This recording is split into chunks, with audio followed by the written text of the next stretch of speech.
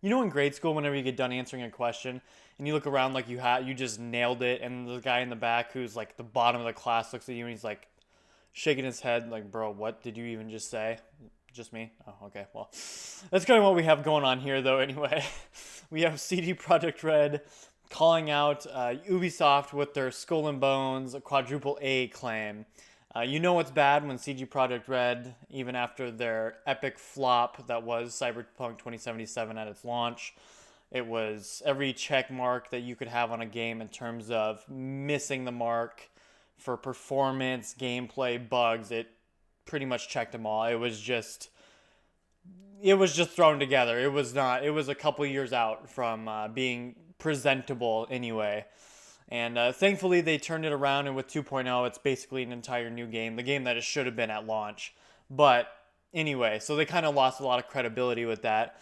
But you even have them coming out and talking smack to Ubisoft about their quadruple A claim for Skull and Bones.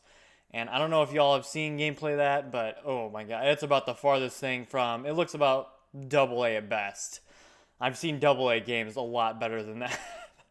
But anyway, we're just gonna go ahead and see what exactly they said. So CD Projekt Red executives poke fun at Ubisoft quadruple A game Skull and Bones. This is the studio will now make what was that? Not quadruple quintuple? Is that quintuple? Five? 5As or whatever, 5A games. It says The Witcher and Cyberpunk 2077 publisher throws some shade. Cyberpunk or CD Projekt Red executive has slyly poked fun at fellow publisher Ubisoft in its failed attempt to label Skull and Bones as a quadruple A game. AAA is usually a label given to blockbuster games by big money companies to signify that yes, these games were expensive to make. The label is normally meaningless. At best, it gives us a sense of a game's budget. At worst, it's marketing jargon used to convince potential customers that high production values make a good game. I mean, yeah, at the end of the day, what exactly even is AA and AAA? It usually just, it's almost kind of like a market cap, if you will. Like we have small cap, medium cap, large cap for stock market. I'm just a stock guy, so. And that's kind of what it is in similarity. I mean, in terms of production value, in terms of what the game actually presents, I mean, there's a lot of games that are like double A, but they're just so much better. I mean, even games that don't even look all that impressive, like even like a Hollow Knight and stuff like that, it's just a solid game all the way around. A lot of these indie games are just so small in comparison to like these big open world like Forspoken. Like that's considered triple A. Yeah, well, I don't even have to say anything on that. That was just an complete and utter flop. But yeah, it's just funny when they throw these terms around like, yeah, this is going to be the next quadruple A game. And it's like, does that just mean you spent more money on it or what? Because in terms of quality, maybe used to mean that maybe AAA used to be synonymous with quality, but now it's just more so about money. I mean, at least from what I've seen lately, I haven't seen anything that shows AAA being the standard in terms of what people should expect from every game ever. I mean, I guess Baldur's Gate 3 might be considered AAA. As far as I know, it's actually considered like a double A. But I mean, they had like a ton of investments and stuff like that, but it also took them a long time. But I mean, you even got games like Baldur's Gate 3 that just blew these quadruple A games out of the water. So it just you just know it's bad when somebody who utterly dropped the ball and they lost a ton of respect and then they gained some of it back later with their 2.0 release. I'm talking about CD Projekt Red here. Even with that, they're just throwing shade at Ubisoft, and you just know it's bad, which I think is hilarious. I think we should see more of this too because of that we just need more competitiveness in terms of the quality of games, really.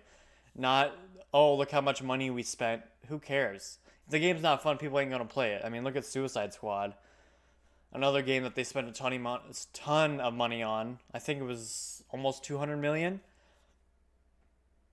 Like maybe 1,000 concurrent players at most. I mean, that's just oh, these people just don't get it, do they?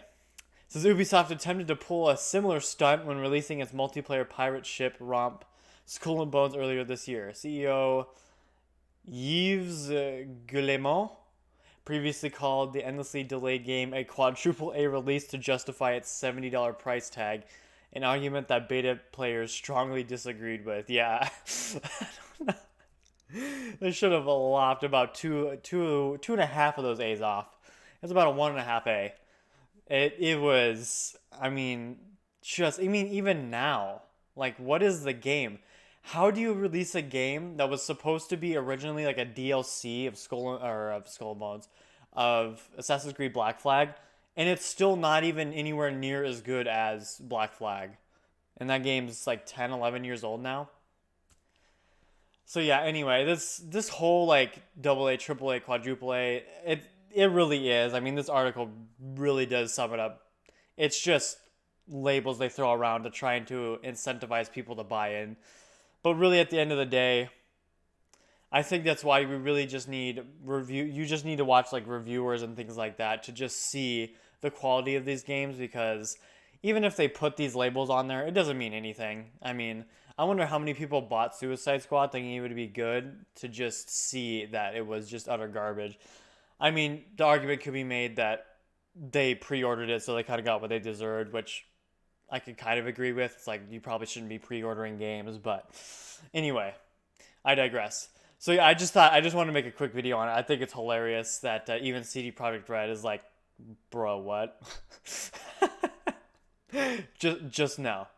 But yeah, anyway, let me know what you guys think about the whole quadruple A. If you think we're even in that era, if you will. I mean, maybe the only game that's released recently that would be quadruple A, I don't even really think that, is Baldur's Gate 3. I mean, even that. I mean, it's really good, a really good game, but what would even be quadruple A at that point? Are we going in terms of money spent? Like I said, it's just so tough to even understand what these companies are talking about. But anyway, if you guys liked the video, make sure to leave a like, and I hope to see you guys around.